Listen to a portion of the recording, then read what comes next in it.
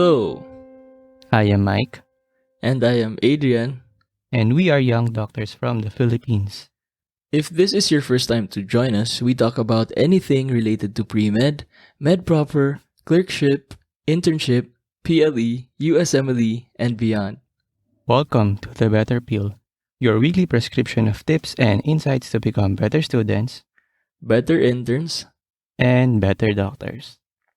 What's up, bro? What's up, bro? What's up, better doctors?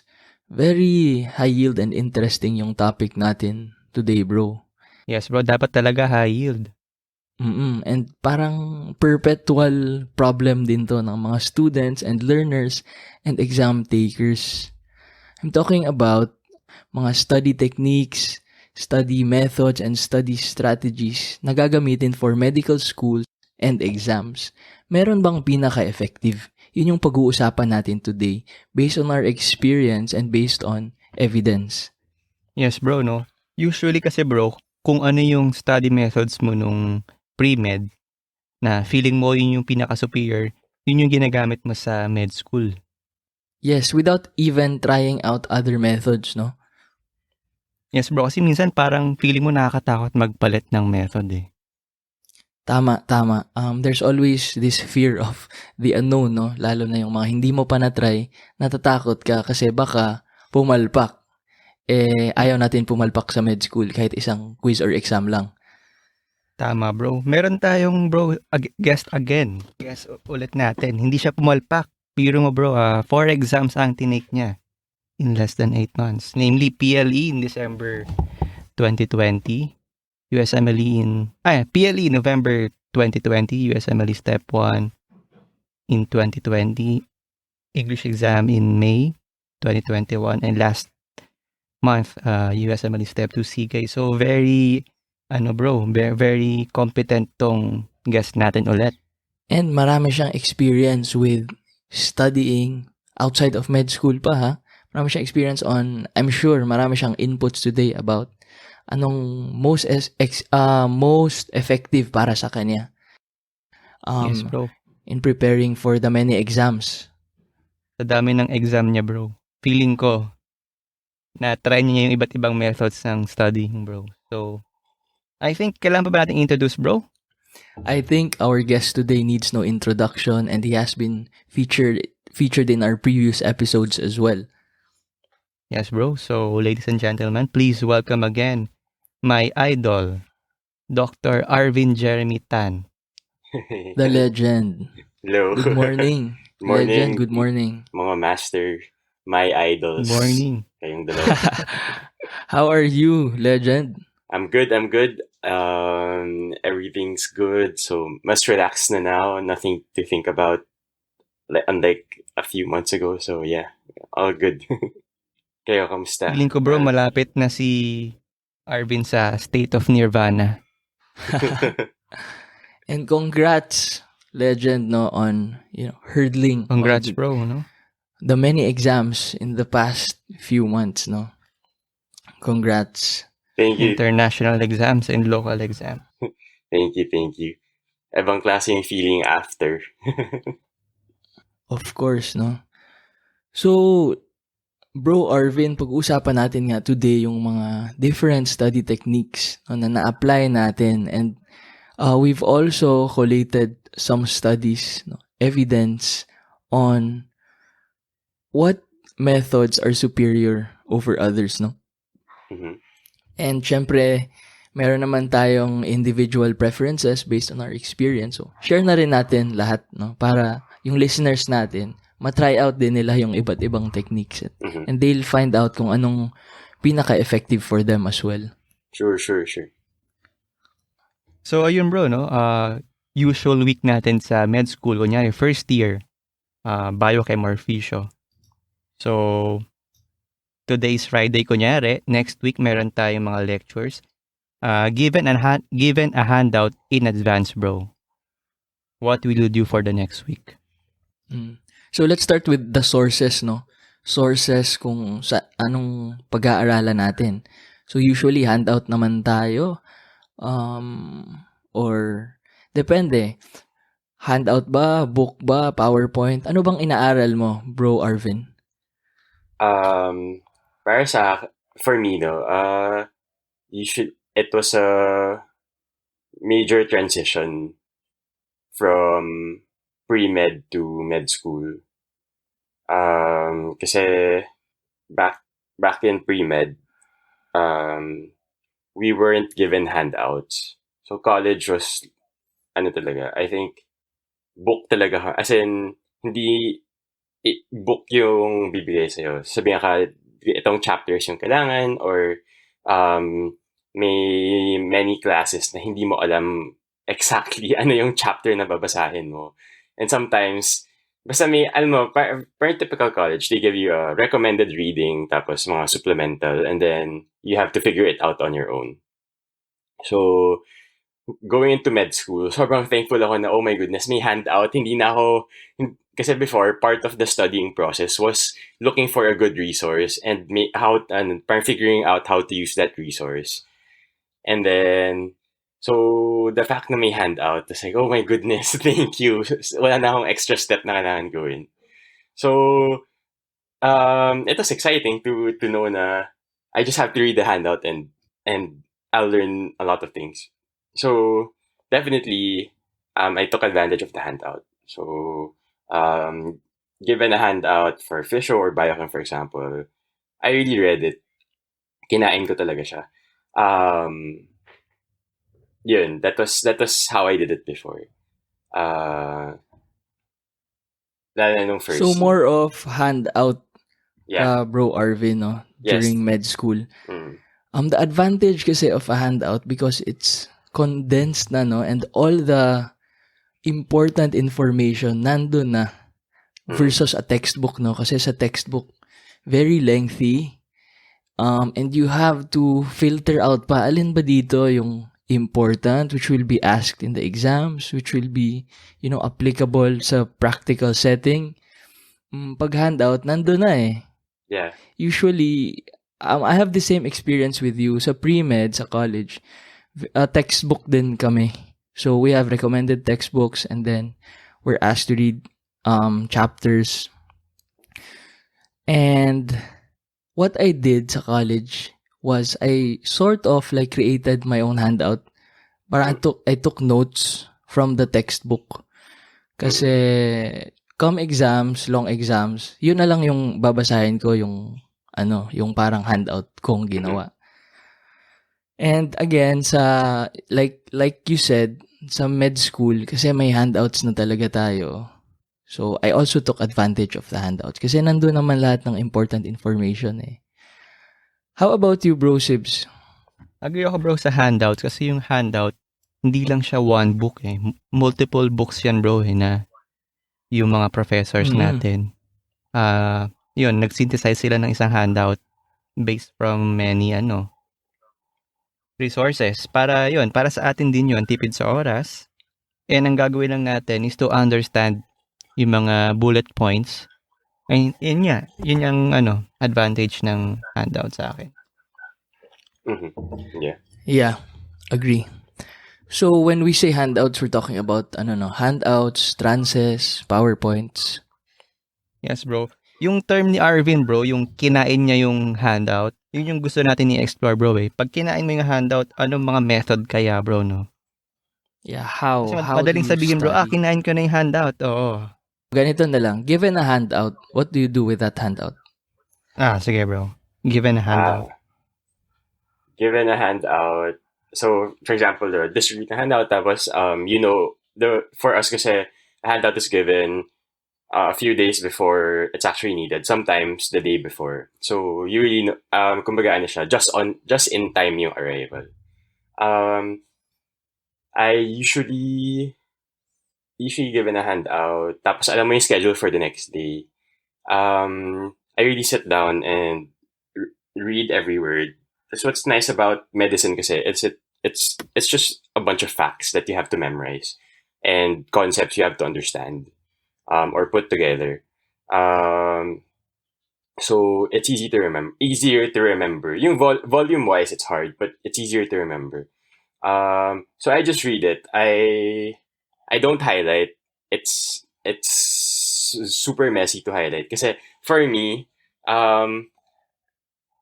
if I'm a visual learner, I I need to be able to remember what the word looks like. If I highlight it, all I'll see in my head are colors. Kasi and then it will all look the same. Yung composition, yung structure ng word, the way it's typed, gets lost. It gets muddled. So it looks super messy in my head. Yeah, I don't highlight. Lalo na when I look back at a paper, parang I still want to be able to read it as a text. Hindi lang siya a bunch of colors. So I really don't. If ever may something important, what I do is sometimes I would underline it or encircle it. And usually with pencil kasi I want to be given the chance to correct my, what if I thought it was important, then apparently it wasn't pala. I want to be able to correct it. Kasi on exam day, or lalo na the big exams, a few months down the line, you might not be able to remember what was actually really important. If it was corrected during the lecture or during small group discussions, compared to what you thought was important. So those are two very different things kasi. And then another difference was when I was in college kasi, half of the classes we took were core subjects, which were so I went to Ateneo, so we had a lot of philosophy, theology, a lot of subjects that did not deal with facts. It was hard for me studying those subjects kasi what do you memorize, diba? Parang it's like the ideas to ng mga tao and very lengthy. There's really nothing to memorize. So being in med school where it's just facts, alam mo yung you have to memorize numbers, mga muscles or nerves. It's much easier kasi it's just words that you have to remember. Hindi siya, and you know what exactly you have to know. So what I do is I have this 10 second, sometimes 20 or 15-second rule. Where, for example, inisip ko, deltoid muscle innervation. So, isip ko, deltoid innervation, 10 times ko siyang iisipin sa head ko. Paulit-ulit ng 10 times. I close my eyes, 10 times ko siyang uulitin, or 15 times, or 20 times, before I move on to the next part, dun sa next part ng text. So, that's how I tackle a handout. So basically what you said was that you read, you underline or encircle the important points, important like words, terms, concepts, and then I think you're practicing active recall na while reading it kasi you said you'd close your eyes and then repeat, remember what you just read while you are studying the handout. Do you take side notes? The first time I read it, I don't. So usually the side notes come after or during the lecture. Ideally may if I had enough time, I would read the handout, have it with me during the lecture, and then read it again after the lecture.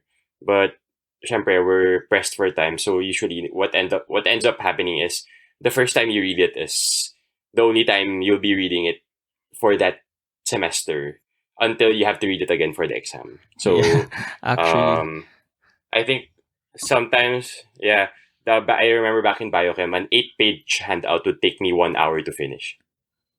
Wow. Yun. Actually, bro, ngayon ko lang na-demystify yung ways ni Arvin, bro. Kasi nung 6 years ago, wow, tagal na pala. 6 years ago, nung first year tayo, si Arvin kasi kasubject ko sa biochem. So, minsan nakatabi ko si Arvin. Ako, ang dami kong highlight sa biochem handout.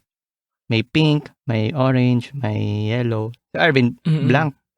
Sabi ko, alien ba tong katabi ko? hindi nag-highlight. Tapos yung mga scores niya, laging mas mataas sa akin. Grabe to, ako highlight, hindi nag-highlight pero mataas yung score. Yung pala, yung the story behind nung ginagawa ni Arvin. Yun, meron palang active recall, iniisip niya pala yung nangyayari. Kasi ang way ko kasi, bro, parang story, parang Harry Potter, binabasa ko lang eh. Yung pala, si Arvin minsan nagsa-stop tapos ini-imagine niya. May active recall na dun sa process ng pagbabasa niya Yes, ng bro. No? Yun pala yung handout. story behind. Medyo rare breed si Yeah. Arvin, no? Kasi siguro in a classroom of 100 med students, may, I don't know, 10 lang na hindi nag-highlight. Most of us talaga nag-highlight, no? And I'd just Yeah. like to stress the importance of quality studying. Kasi sabi ni Arvin, di ba, the only time you read a handout usually is before a lecture and then after that nung mag-e-exam ka na. So, kailangan quality talaga yung pag-aaral mo. Agree ako dyan, bro. Nasa, That's true. Mm-mm. Wala sa number of reads, bro. Yun yung myth ko nung high school, bro. Nung med, bro, eh. Feeling ko pag nadaanan ko na twice or thrice, feeling ko ready na ako, eh. Yun yung myth ko dati. Yung highlight, let me just backtrack a bit, no?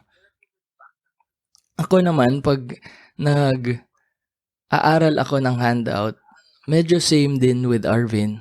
Binabasa ko siya, dinadigest. But if there are points na hindi ko masyadong naiintindihan, because there are some points talaga na hindi mo maintindihan kasi minsan the handout is much too condensed na. I'd like to refer to the textbook talaga. So, hahanapin ko yung part na yon sa textbook kasi mas comprehensive yung explanation mas thorough yung explanation sa textbook eh. Tapos, susulat ko na lang siya dun sa side, dun sa handout. But ako ay highlight sometimes too much. But, yun nga, maganda yung point ni Arvin that, minsan magulo siya and minsan parang security blanket lang natin yung pag-highlight. But I do believe that there is utility in highlighting if you do it correctly. In my experience, nung pre-med, kasi, as I said, nagte-textbook talaga ako nung pre-med. Nung PT pa ako. Kasi we were really required to read books. Di ba sobrang lengthy nung text sa textbook? So, hina-highlight ko yung mga terms, yung mga important concepts talaga. Lalo na if I don't have time to make notes of the chapter. Kasi pag exam time, yung mga highlighted portions na lang yung inaaral ko.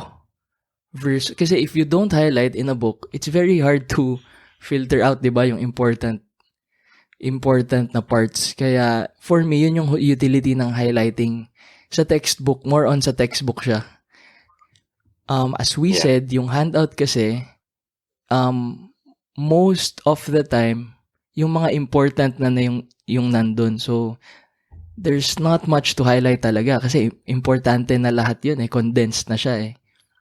Kung meron man, konti lang siguro ma-highlight mo dun. So, yun yung opinion ko with regards to highlighting. Ako naman, bro, nung pre-med ako at saka nung med, ang use sa akin ng highlight is for kunyari may term, tapos may definition. Ganun lagi yung ko, bro, eh. Parang rote na eh. Pag may term, ang highlight ko orange.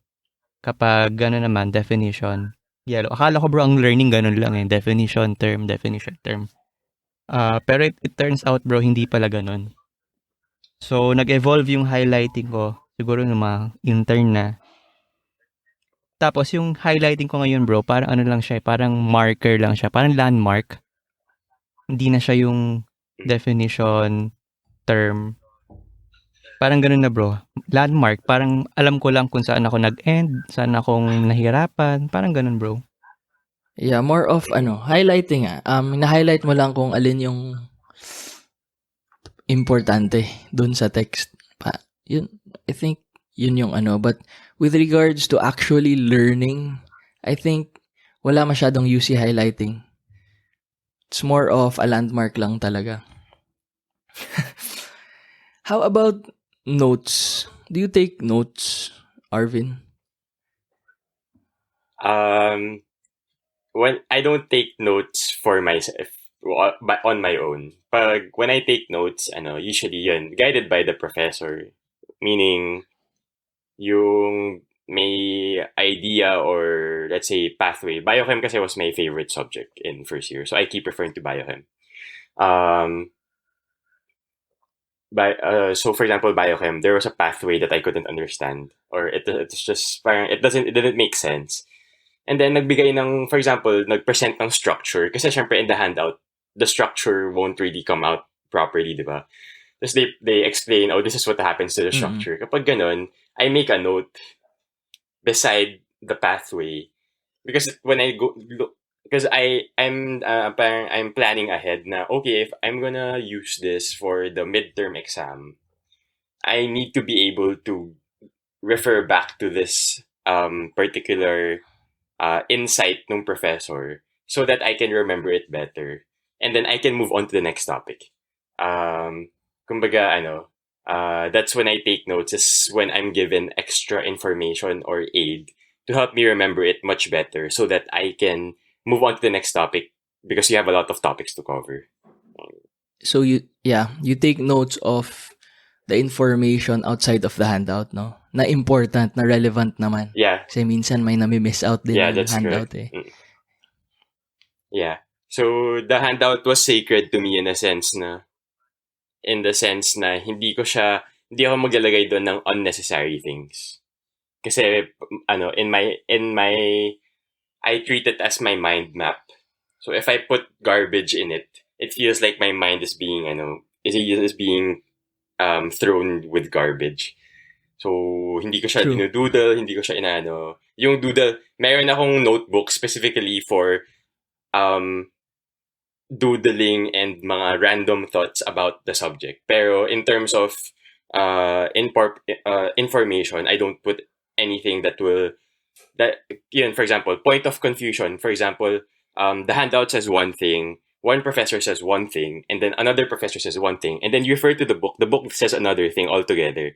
Kapag ganun, I don't even bother putting it in the handout kasi it makes the handout messy. So I put it in a separate paper, and then eventually somebody will clarify, or you can clarify with the professor.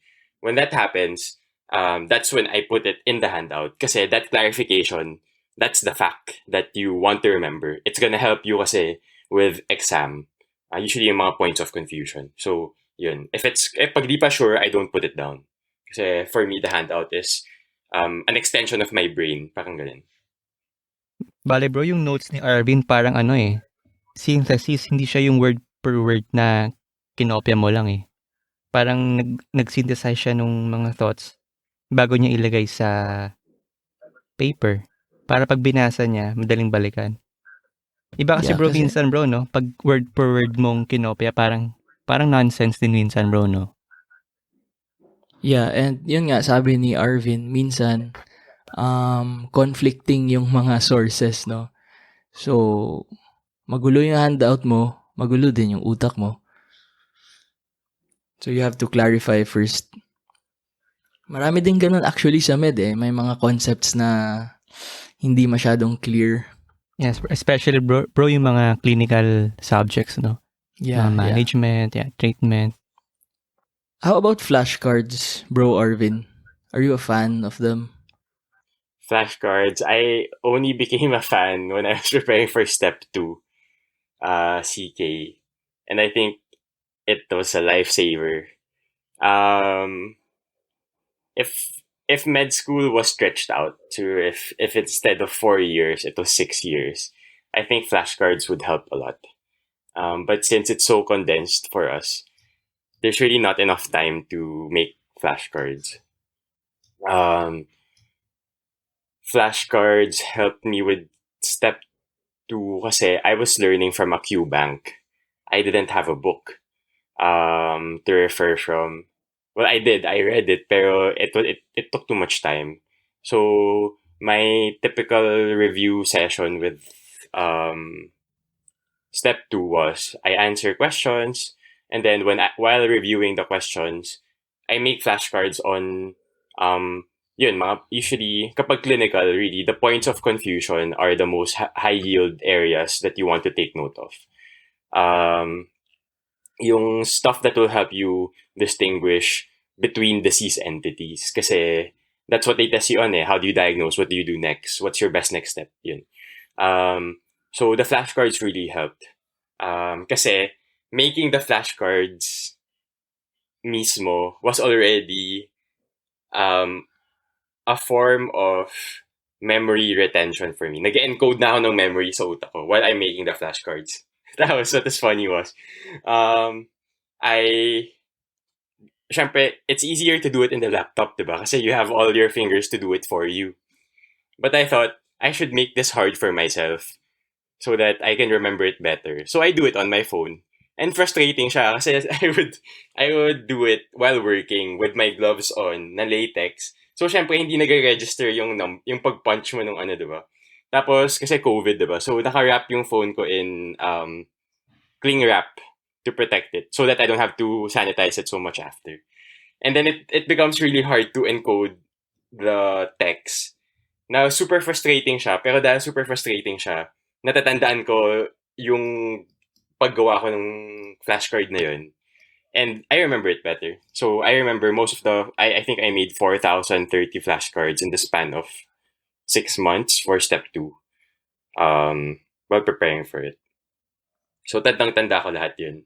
Kasi I really struggled to make them. The Arvin deck. Yeah. Ang tawag ko nga sa deck ni Arvin, the Arvin deck.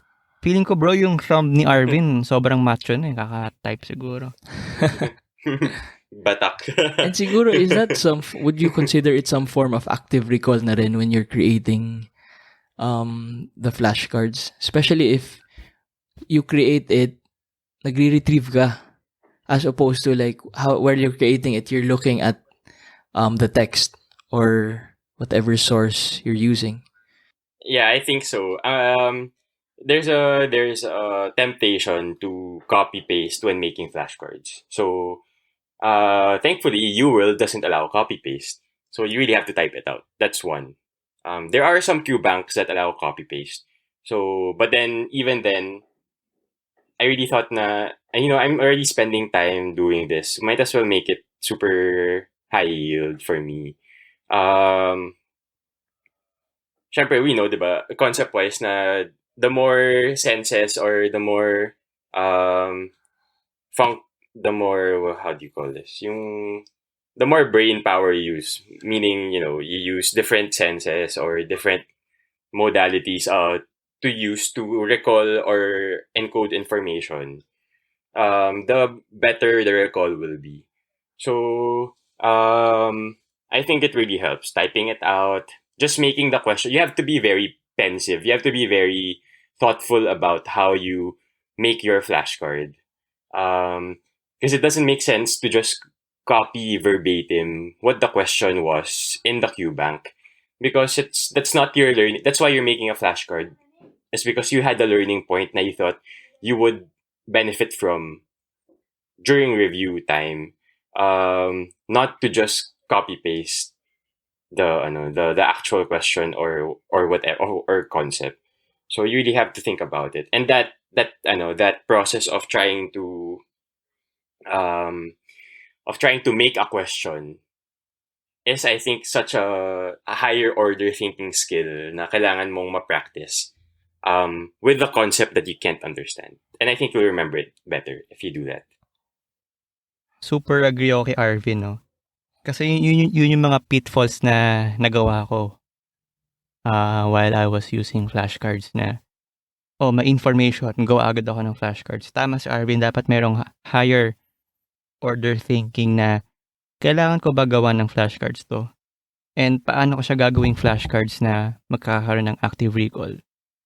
So yun, tama yung mga comments ni Arvin kasi if you're using a flashcards, merong temptation na lahat ng information, as in lahat, gagawin ng flashcards. Tapos magkakaroon ka ng illusion na pag yung isang paragraph, lahat ginawa mong flashcards, may memorize mo siya for some time, pero yung understanding wala. Agree. So bottom line, flashcards are very useful, but they take time to make. They take time to make, bro, no? Hindi siya yung bara-bara na, ganun. Lagay ko agad sa flashcards. Okay, may understanding na ako. Yun ang akala ko dati. So maganda sana siyang gamitin for med school, but baka hindi kaya, no? With the time constraint sa med Yes, school. bro. I think bro, yung flashcards, yung mabilisan na flashcards, pwede siyang gamitin for rote memory like yung sa anatomy, pag may pathways na kailangang ma-memorize, yung mga rote memory. I think yun yung pinaka-use ng Anki kung nagmamadali ka. Kasi usually, Yeah. 'di ba, pag rote memory, ang usual na ginawa ko dati.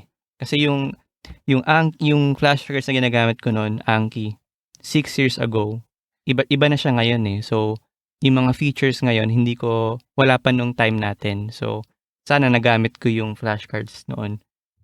For example, pag may diagram, 'di ba, meron akong video sa YouTube yung image occlusion, yun yung pinaka-favorite ko, image occlusion, yung tatakpan niya yung label, tapos i-identify mo, yung mga simpleng rote memory. Pero before that, kailangan mo magkaroon ng understanding, bro.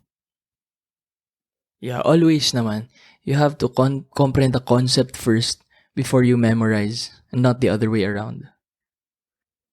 So ayun bro, no, yung flashcards kasi, it takes time. Kailangan mo muna magkamali, bro, eh. Na magkamali na ng way para matutunan mo yung like yung sinasabi ni Arvin na bago ka gumawa ng flashcards, kailangan mo munang mag-higher order thinking. I think it takes time, bro, eh.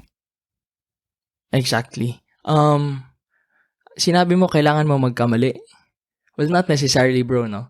You can also learn from the mistakes of others, and kaya nga Yes, natin bro. ginagawa to para hindi maulit ng iba yung pagkakamali natin in the past. Okay, so we've talked about the sources.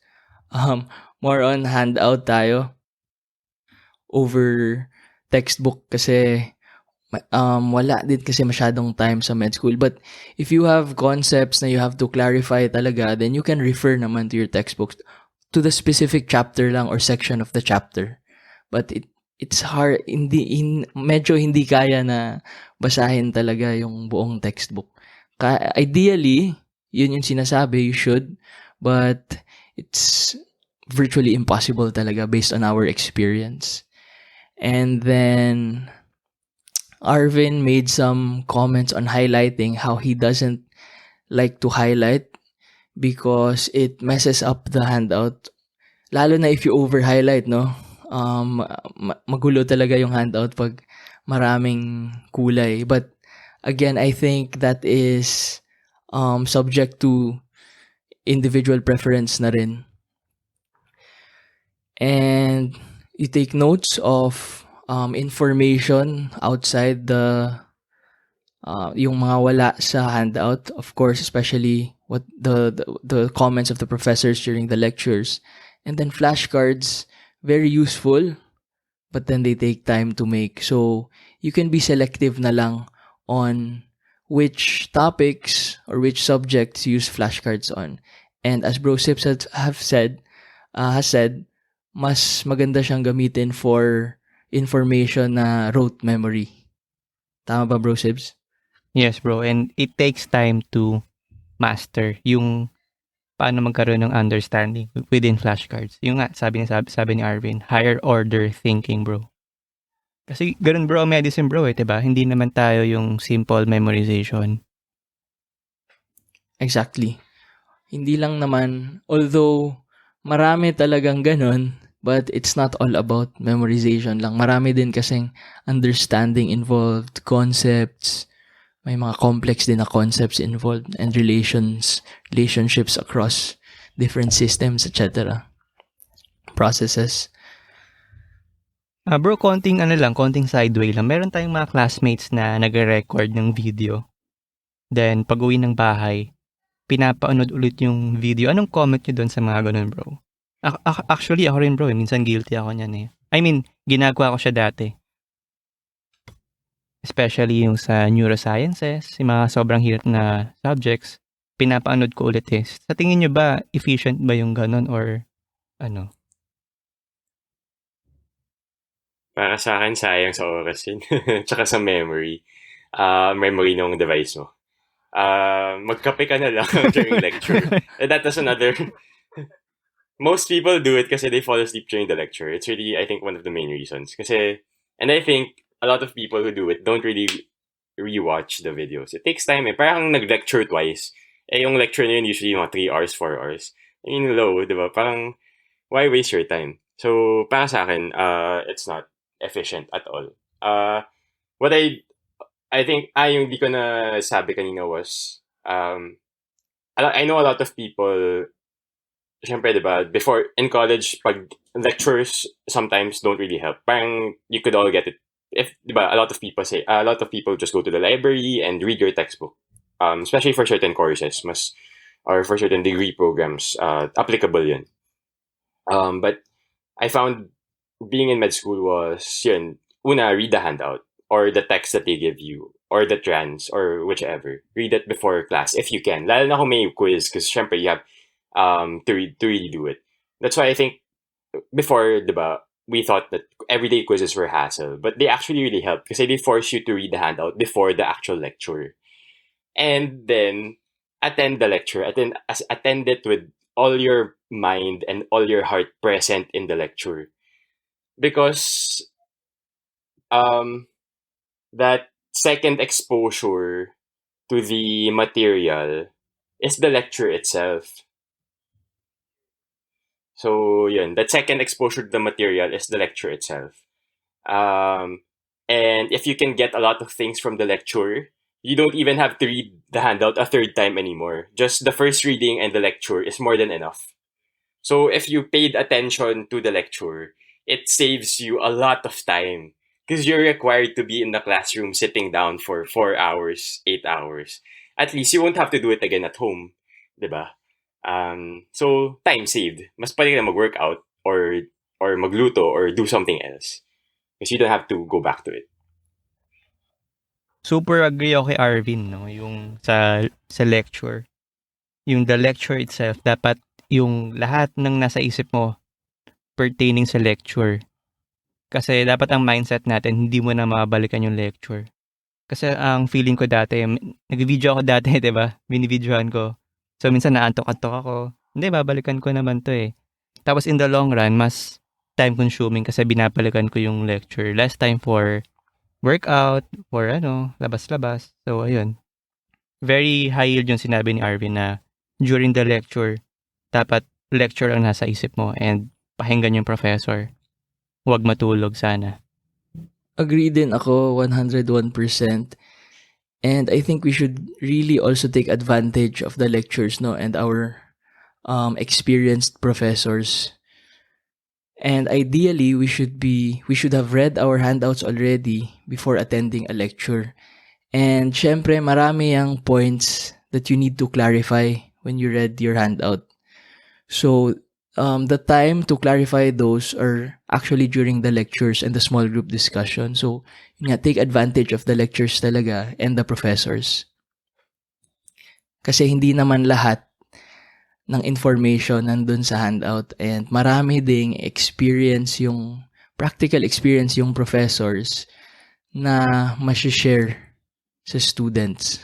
Kaya maganda talaga to ask questions and to have an interactive discussion during the lectures and the small group discussions. Yes, bro. And yung mga professors, bro, alam niya yung mga common points of confusion. So, alam niya yung mga topics na madaling malito yung mga estudyante and pwede mo tanungin yun. Agree. So, let's move on to other sources and methods outside of the handout, outside of the lectures, highlighting, note-taking, flashcards.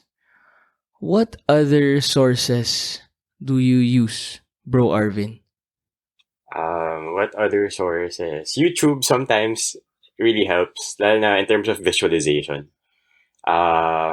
Especially now, there are a lot of channels or videos that help you out in terms of visualization. So medicine is a very visual subject field, very visual field.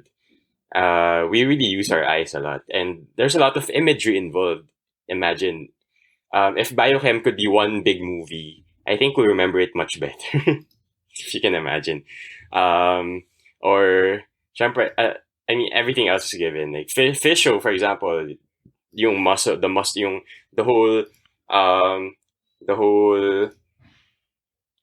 from action potential to trigger ng muscle movement. Lahat yun, by the way, very may diagram. Kaya that's why in med school we have a figure review kasi it's all very visual. So having videos helps. Having pictures helps a lot also. And then when you get to third year or fourth year, when it becomes more clinical, having stories of patients or actual patients that you see help. So that's other resources that I've used during med school. Those are the stuff that helped me out. Agree ako kay Arvin, bro, no? Yung pag sa basic sciences, he watches YouTube and other resources. Parang nagkakaroon ka ng iba't ibang perspective sa isang topic. Kasi bro, yung mga pag sobrang na-solidify mo na yung basic sciences through other resources, madadala mo siya sa third year, fourth year, and sa sa board exams. Kasi ang goal mo, bro, ma-cement mo siya sa long-term memory. And one way of doing that is studying the material on a different perspective, bro. Tama ba, bro? Yeah, agree. And like Arvin said, no, he also uses videos, YouTube videos. Ako, I forgot to mention this kanina. Before I read the handout or read a new topic, I usually watch a YouTube video on the topic to give me an overview. And minsan kasi may nag-tutor talaga doon, no, na marami actually channels na ganun. They give you an overview of the topic kasi it will be easier pag may overview, mas madali na maintindihan when you really delve into the topic as opposed to just diving right away into the topic without an overview, a picture, the big picture of the topic, diba, bro? Yes, bro. Parang bibigyan ka niya ng intro. Para hindi ka... Exactly. So, ayun, bro, no? Na-discuss natin yung mga other ways pa. Meron pa ba kayong naisip, bro, na other ways ba? Other resources? Other tools, other methods, bro, Arvin? If you have enough time, podcasts help. Yung mga... especially if yes, of course. If you reach mga clinical years. Kasi ang dami, like, yung JAMA. Like, yun. I think, bro, useful sila pag meron kang downtime. Yeah, pag may downtime ka. Nung hindi pa pandemic, tapos parating traffic. Kung available kung if I knew better, I would have listened to podcasts while on the road. So yeah, yun, podcasts. Okay, no? So, useful talaga, bro, pag nagko-commute. Ako, bro, ang pinapakinggan ko yung yung mga emergency cases sa podcast. So, 'di ba? Yeah, parang naging patient mo na rin sila pag pinakinggan mo. Ako, The Better Pill Podcast yung pinapakinggan. Solid. Ay, bro, pwede ba tayo mag-comment, bro, dun sa 4 na journal, bro, na i-share natin sa mga listeners, bro? So, meron tayong 4 na journals na nakita, bro, no? Yung first journal, yung study ni Dunlosky et al., bro. So, kasi, bro, baka sabihin nila yung highlighting, baka wala na mag-highlight, bro, pagkatapos nito. Ang sabi, bro, 5 techniques received low utility assessment, summarization, highlighting, keyword mnemonic, imagery used for text learning and rereading, bro. Anong comment mo, bro, sa study na to? Na sinabi niya, yung highlighting, summarization, etc., low utility. Kasi, bro, pag binasa ko to, hindi na mag-highlight kasi nabasa ko yung journal. For me, we have to clarify low utility in what aspect ba of studying. Kasi mayroon talagang utility tong mga sinabi, summarization, highlighting, keyword mnemonic. Pero kasi learning kasi marami siyang how should I say this? Marami siyang aspects eh. Yes, bro. Walang hard and fast rule, bro. Yes, and you cannot generalize For example, when you try to memorize a long list, it will be easier to memorize that long list if you had mnemonics or if you visualize it in your mind versus if you Super agree, just, bro. 'di ba? So, marami din tong utility pero ibang-ibang aspects of learning. Siguro ito parang general yung conclusion niya is general. Dapat tailored kasi yung technique mo to your goals, to your learning goals, 'di ba? Yes, bro. And yung second study, bro, yung study ni Karpik nung 2016, ang pinaka-summary niya, yung retrieval practice is key for learning. Ito, bro, sobrang agree tayo, bro, dito, diba? Yes, of course. Retrieval, spaced repetition, yan talaga. I think that will really cement information in your head.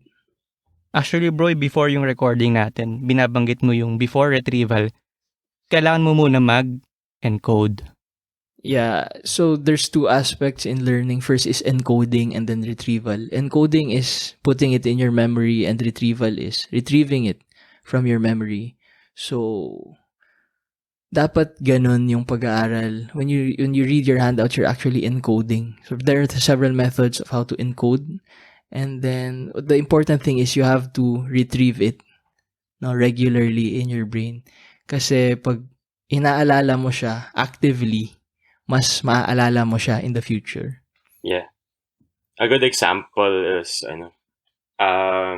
nung first year ako, di ba, first year med school, di ba, anatomy was a major subject in first year med school. So,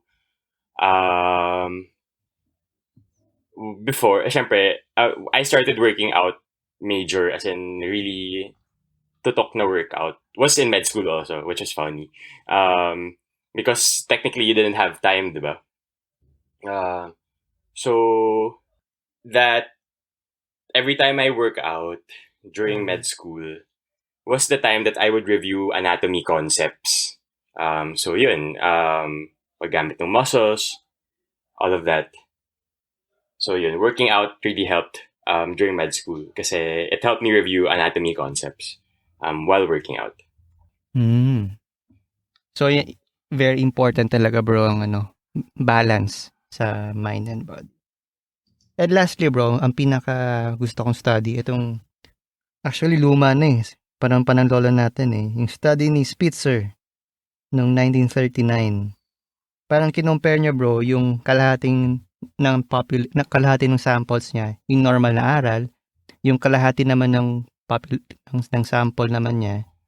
After reading, meron mga sample practice exams. So, obviously, bro, yung mga nag-sample exams, mas mataas yung performance. I think dito papasok, bro, yung mga utility ng Q-banks, ng sample exams, yung practice exams. Kasi na-stimulate yung brain mo, bro. Iba yung takbo ng utak, bro, kapag nagbabasa ka and sumasagot ka ng exam. Magkaibang process ata yung bro So, ayun. Yeah, agree. And I think answering samplexes and practice exams is a form of active recall na rin, di ba? Because you're trying to actively recall and retrieve information in your head to answer questions. And aside from that, there is this thing in PT we call functional training where if you want a patient to learn how to walk, then you actually teach a patient how to walk. You actually make him walk. Parang ganun. If you want to teach a patient how to climb stairs, then you have to actually make the patient climb stairs. So I think if you want a student to perform well in an exam, then you actually have to make a student do exams. Parang ganun. Tama. Actually, bro, yung sa preparation ni Arvin, ang ginagawa lang ni Arvin, tama ba, Arvin? Puro ka answer ng Q-banks. Yeah. Unlike nung sa med school natin, basa tayo ng basa. Yeah, totoo. Tama yun. Q-banks talaga helped a lot. In terms of for the harder exams, it really helped a lot. It really put all of the concepts together. And yeah, yun. The reason why the review took forever was kasi sobrang sobrang intertwined na ng lahat ng concepts. So I had to break it down again and then put it back together. So that was the review process for me. Yes, bro. Agree ako dyan, bro, no? Mm. Pansin niyo ba, bro, kapag merong exam, tapos nagkamali ka, tapos binalik yung paper, nakita mo yung answer key, parang mas nag-guess mo siya pa nagkamali ka. Parang ganun, bro, no? Yeah. Palagi, always. Learning from your mistakes and from others' mistakes, like legend Adrian said, Master Adrian. And also, this stresses the importance of using exams as a learning tool versus just as an assessment tool.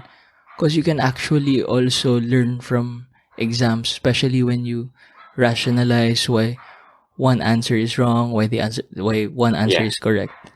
So, yung exams, kaya maganda din talaga siyang learning tool. Hindi lang siya pang assessment. Kaya I really advocate the use of samplexes and previous Yes, bro, no? exams.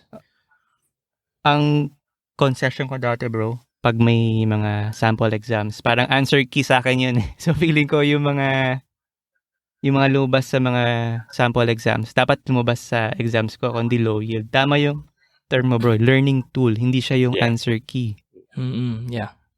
So, before we end this, diba, there's this one question that we always like to ask the guests that we feature in our episodes.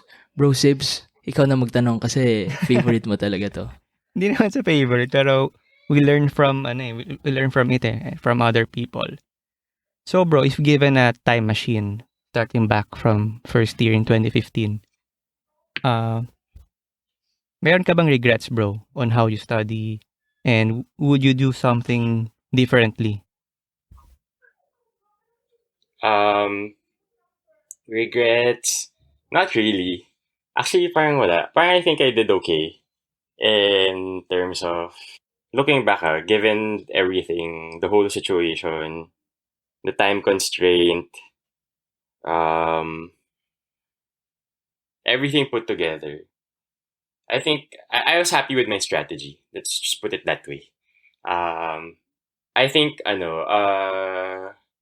it really depends on you Kumbaga, I think you should dapat stick to what tickles your brain. So if highlighting tickles your brain, then go ahead and highlight. If doing something else helps you learn better, then go do that. It's really different for every person.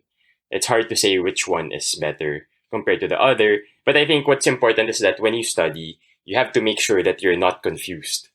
So kapag wag kang pumunta sa exam na confused ka sa isang concept. Kasi hindi mo alam kung sinong resource yung tama.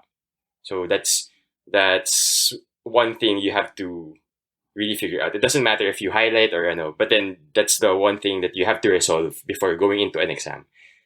Be sure about what you know. Definitely. Don't confuse yourself. Agree tayo dyan, bro, no? 100%. Yes, of course. So, bottom line, do whatever floats your boat. No? Kasi iba-iba naman tayo ng preferences, iba-iba tayo ng ways. Important lang siguro is we are able to explore all the different strategies and methods and see what works best for us. We'll see the results naman if Yes, bro. And you if understand, effective bro. siya. Yun yung pinaka-importante, bro. You understand the concept. Yes, exactly. So, unfortunately, that's all the time I have for today. Bro, Arvin, the legend, thank you very much for your time. Yes, I'm bro. sure you still have other stuff to do na mas importante, but you really took the time to be with us today. Thank you very much, legend. Of course. Thank you very much, Arvin. No? So, Master Teves, no? In one word, how can you encapsulate your learnings for this episode ba? Learnings or summary? If I could encapsulate it in one word. No, in kahit one sentence, bro. Okay, in one sentence. Ako muna, bro, no? Sige. It's okay to read, okay to highlight. It's okay to summarize, okay to have mnemonics. Pero ang pinaka-important, bro, yung retrieval. Yun yung learning Exactly, point ko ngayon, bro. Yeah. Walang masama mag-highlight, etc. Basta may nare-retrieve ka. Yun yung Yes, important, di ba? For me naman, I just like to repeat what I said kanina, whatever floats your boat. Okay? Kasi ang daming techniques, methods, strategies, ways na pwedeng i-apply. And there's not one method which is superior over the others, I think. I think you just have to really see what works best for you and tailor fit your strategy to your learning goals. Kasi iba-iba naman yung, kung gusto mo mag-memorize, ibang strategy yon. Kung gusto mo mag-understand ng concept, ibang strategy din yun. Basta the important thing is may nai-encode ka and may nare-retrieve ka during the exams, siguro. So, yun. Kasi ang goal natin, bro, makapasa rin naman. Yeah, ultimately. And for the patients. And for Huwag the natin patients, kalimutan bro. yun. So, thank you very much, guys. Please don't forget to follow us on Facebook, like our Facebook page. Comment lang kayo subscribe if to us on may YouTube. reactions Comment kayo. lang. You can message us on Messenger, and you can also email us at thebetterpillpodcast@gmail.com if you have suggestions for topics, comments, reactions, etc. Thank you so much. Once again, this has been Adrian. And this has been Mike. Catch us again next week for your refill prescription of The Better Pill.